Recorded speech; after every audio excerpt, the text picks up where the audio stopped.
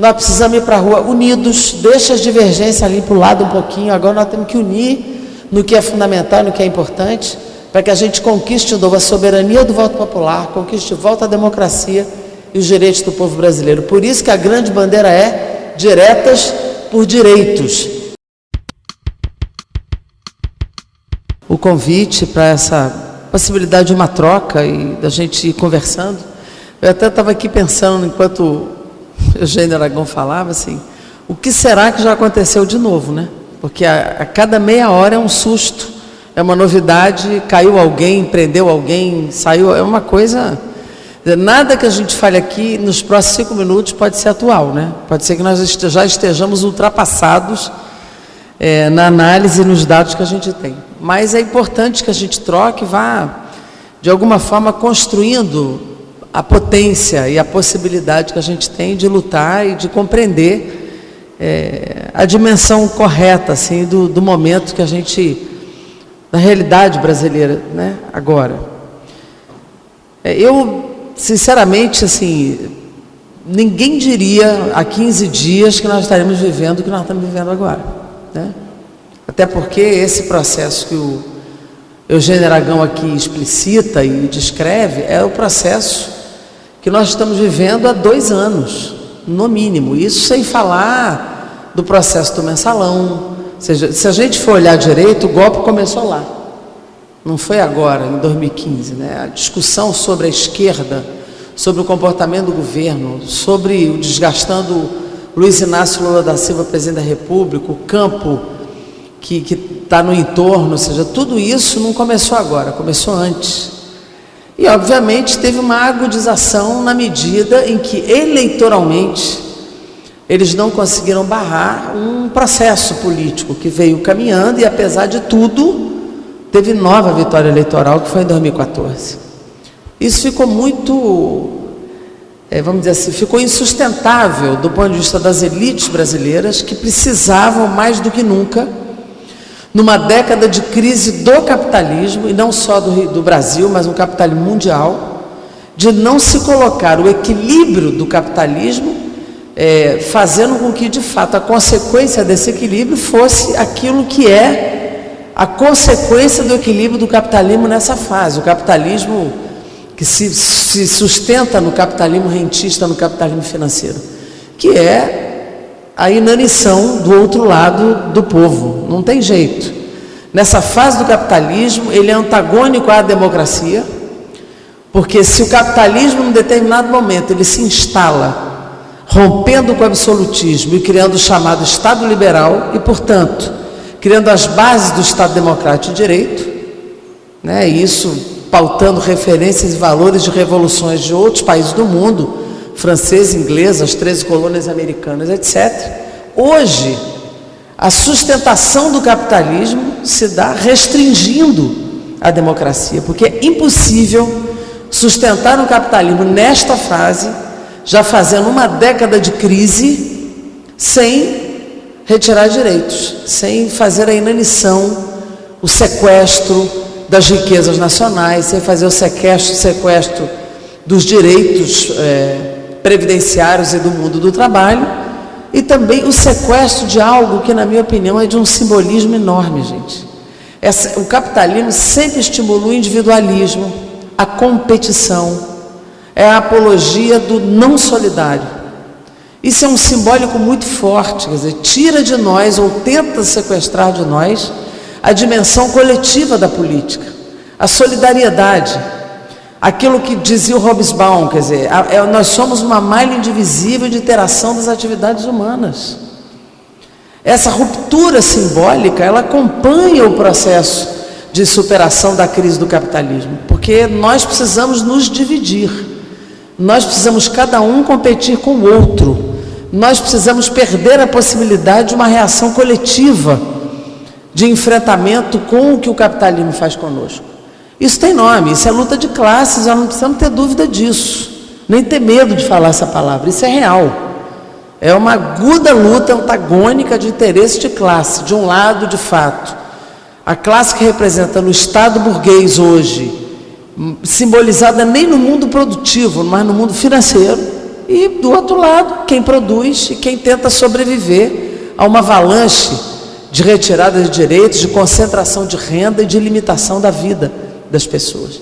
Nesse estágio que nós estamos, mesmo sabendo que hoje nós não vamos ter o socialismo, ou não vamos superar o capitalismo, o que nos cabe é democratizar esse sistema e é distribuir mais renda e distribuir possibilidades de dar uma potência à frente, organizando os trabalhadores e fazendo com que ele possa dar um salto maior lá na frente. E nem isso está sendo possível. Ou a gente acha que está vivendo normalidade democrática. Basta ver o que aconteceu quarta-feira, em Brasília, aqui no Rio de Janeiro. Aliás, o que tem acontecido todos os dias. Quer dizer, você reúne quase 200 mil pessoas em Brasília que não conseguem sequer fazer o ato. Eu estava lá, no meio da confusão, e pude ver. Quer dizer, houve a marcha, uma marcha colorida, bonita, cantando, gente organizada do Brasil inteiro. Quando chega ali no gramado, não conseguiu instalar o ato. Eu estou em Brasília desde 1991 no Congresso Nacional, nunca vi, Batista, um aparato daquele tamanho. Era um aparato policial gigantesco, desproporcional. E atuaram de forma desproporcional, não só com gás de pimenta, gás lacrimogêneo, bala de borracha, helicóptero, mas arma de fogo. Polícia atirando com arma de fogo. E não tem arma não letal, toda arma é letal. Nós vimos o que aconteceu com o Matheus, com aquele cacetete na cabeça do menino, podia ter morrido. Conseguiu sair do hospital, mas toda arma é letal, não tem essa de não letal, né? Mas no caso ali é projetil de arma de fogo mesmo.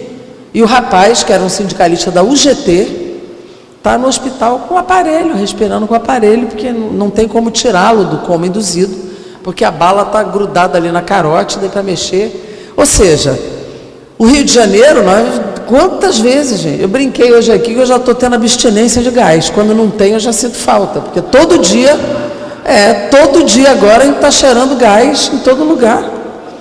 28, todos jogaram no palco do meu lado, mas não, mesmo dentro da Câmara. A gente estava na Comissão da Previdência, agentes penitenciários ocuparam e o gás foi lá para dentro. E a gente ali dentro com gás também. Então, assim, é algo que nós estamos vivendo que não... Mas você disse, não, mas a polícia sempre teve. Tá bom, mas chamar o exército para a rua, num decreto de colocar as Forças Armadas nas ruas de Brasília sem razão nenhuma. Gente, eram quase 200 mil pessoas, tinham 100 caras fazendo aquela confusão. 100 caras, quebrando aqui, botando... Não dá para isolar isso. Se a polícia agisse com inteligência e não tivesse orientada pela Lei de Segurança Nacional, que é a ideologia que forma essa turma, de que eu tenho que proteger o Estado e qualquer cidadão inimigo do Estado, portanto é meu inimigo, é a ideologia que define o comportamento da polícia, principalmente no Distrito Federal, vocês imaginam, né? O presidente da Câmara solicita a Força Nacional, ilegalmente, porque não pode, ele não pode, ele pode solicitar a polícia do GDF, e combinado, obviamente, com o governo, e o governo aproveita o ofício dele e coloca o chamado GLO, Garantia da Lei e da Ordem, e chama as Forças Armadas. E não tinha razão, já estava de noite, não tinha razão nenhuma para fazer aquilo, mas o símbolo do autoritarismo. Quer dizer, eu posso. Governo impopular só se segura assim, né? Só se segura assim, porque ele tinha o apoio do mercado, da grande mídia e da elite financeira brasileira. Isso tudo se dividiu nesse momento. Vocês estão vendo a Globo de um lado, a Record, a Bandeirantes aqui de outro, tem uma divisão da mídia, tem uma divisão do mundo empresarial e tem uma divisão das elites brasileiras em relação ao Temer agora, depois da delação da JBS. Então, um governo que só tinha o mercado e a mídia está com tudo isso dividido, a única possibilidade é demonstração de força, e foi o que ele fez. Quem manda aqui sou eu, meteu o exército na rua, né? Só que assim, é bom a gente entender que a lista do Odebrecht foi a primeira, a delação da JBS não acabou, e virão muitas outras, e nós não sabemos onde isso vai parar. A única coisa que a gente sabe é que esse governo não tem mais como estar ali. Isso é o que a gente sabe. Ele não tem nenhuma correspondência na sustentação popular, nenhuma. A última pesquisa, ele tem 1% de apoio no Nordeste. 1%. E não tem lugar nenhum que ele tenha mais de 4%. Lugar nenhum. E as diretas já tem quase 90% de apoio. E as reformas têm quase 80% de rejeição. Então, que governo é esse, minha gente? E digo a vocês, até agora, ele ainda não caiu, porque as elites, apesar de divididas na forma, estão unificadas no conteúdo da agenda. A agenda das reformas, das privatizações, do saque da riqueza nacional, essa agenda os unifica. O que eles não conseguiram decidir ainda é quem é que substitui o Temer para comandar isso com força. Porque o Temer se fragilizou muito, eles querem tirar, mas estão construindo uma saída e uma alternativa. E a Globo, obviamente, está dentro do protagonismo dessa articulação, né, de saída. Você vê que eles cobrem até o fora Temer, na hora das diretas, a matéria some, né? Então existe uma articulação grande e o Temer está lá se segurando, eles estão tentando, vamos dizer assim, impedir a sangria da base, estão tentando ganhar tempo para ter uma saída que os unifique dentro desta agenda. Eles não abriram mão da agenda que eles estão fazendo.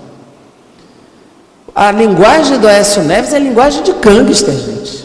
Linguagem de máfia. O Temer, na calada da noite, lá com o empresário da JBS, vendo como calar o seu cúmplice do impeachment, que era Eduardo Cunha. E o Moro, o que fez? Absolveu a mulher do Cunha.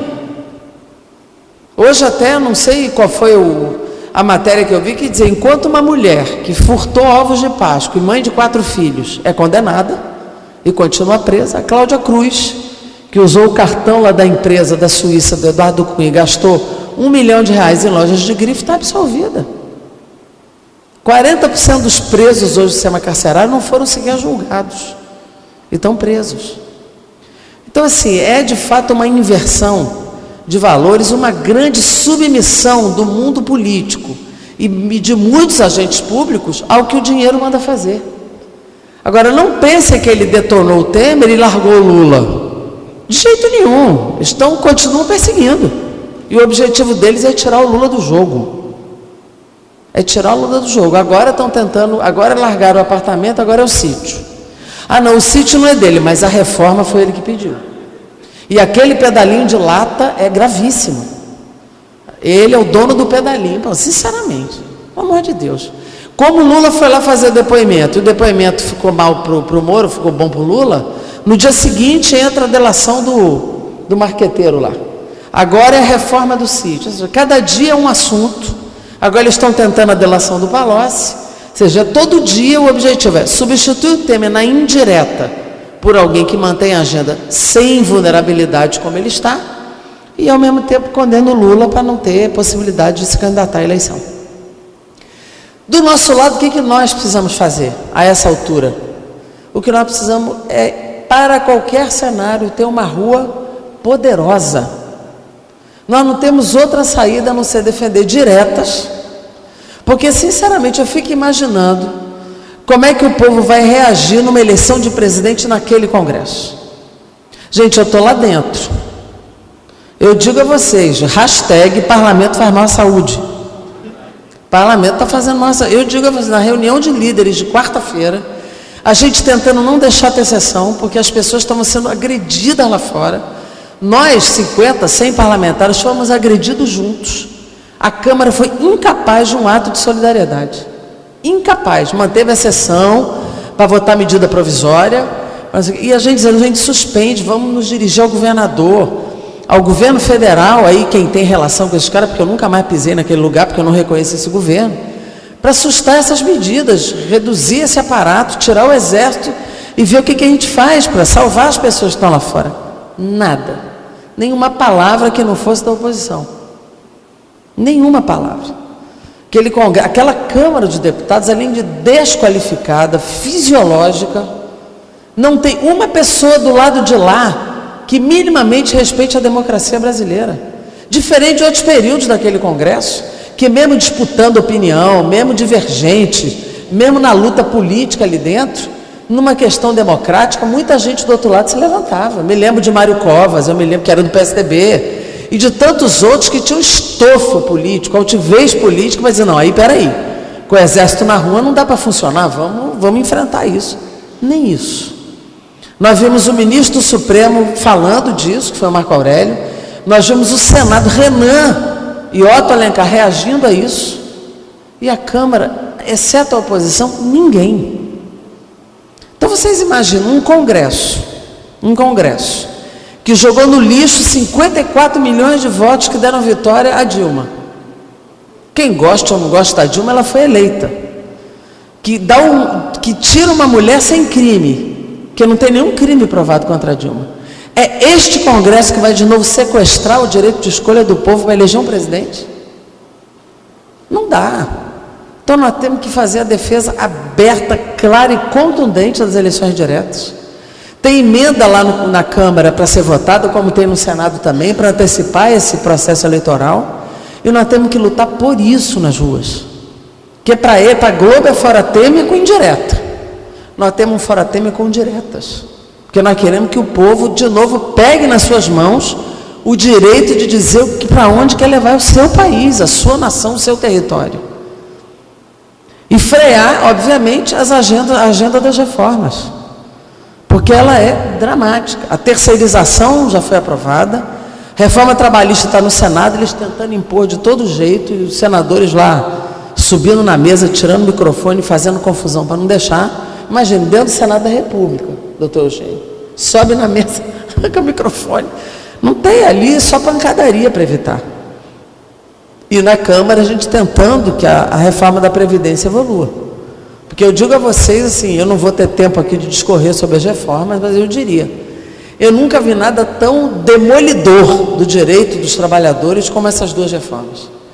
A reforma trabalhista, ela desestrutura, desregula o mundo do trabalho, a relação capital e trabalho, que já é dura, já é difícil, desmonta a representação sindical e desmonta a justiça do trabalho. Ou seja, rasga 117 artigos da CLT. Ou seja, nós estamos num Congresso voltando a antes da década de 40. No plano democrático, nós estamos voltando ao período do Império. Do Império. E digo a vocês, olhando a história, outro dia eu ri. Eu fui fazer um debate de gênero em Porto Alegre. Eu ri porque eu falei, meu Deus do céu, Ana Rocha, Maria I, Leopoldina, Princesa Isabel, pulou direto para Dilma. Ou seja, na República, não houve uma mulher no comando desse país. É óbvio que isso também é meio incômodo, né? É meio insuportável para essas elites. Ter esse aspecto de gênero, ele tem peso também no processo. Contra a Dilma, gente, foi um preconceito absurdo nas manifestações dentro do Congresso, manifestações misóginas, agressivas. Então nós estamos vivenciando esse conjunto de preconceitos, de uma sociedade polarizada, odiando demais, agredindo demais.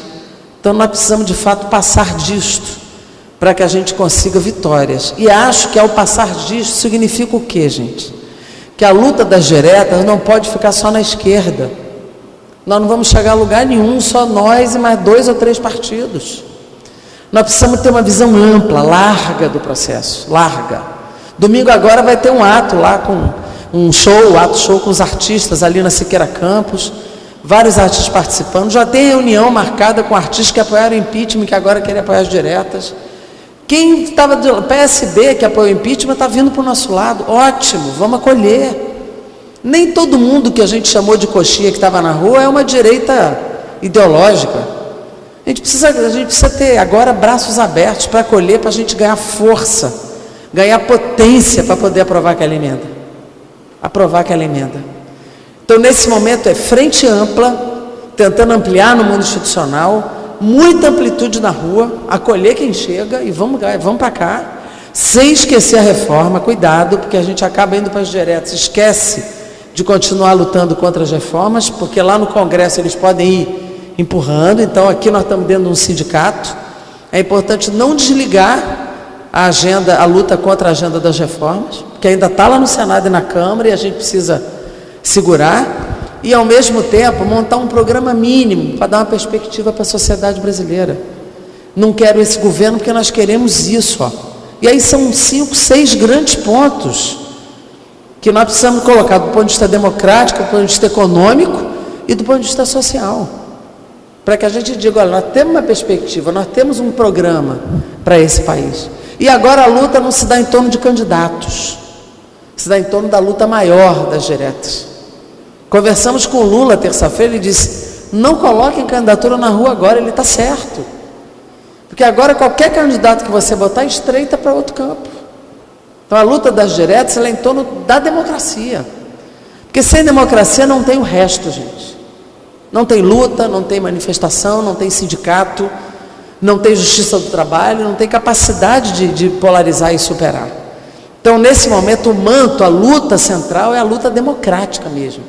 E junto dela, parar as agendas, que é uma agenda antidemocrática, restritiva, de sequestro de direitos políticos e de direitos sociais do mundo, da maioria dos trabalhadores. E quem vai se arrebentar com isso são os mais pobres, vocês não tenham dúvida. Estava dizendo, o Ministério Público tem um salário mais alto. Esse daí se vira com previdência complementar, esse aí se vira, é servidor público, portanto a reforma trabalhista não cai sobre eles, mas no povão, CLT, que ganha menos, esse aí está excluído, está arrebentado. E é essa a maioria que a gente precisa hoje defender a qualquer custo. Então eu acho que nós precisamos ter assim, muita clareza, muita dimensão do que está acontecendo, enfrentar hoje o esquema repressivo.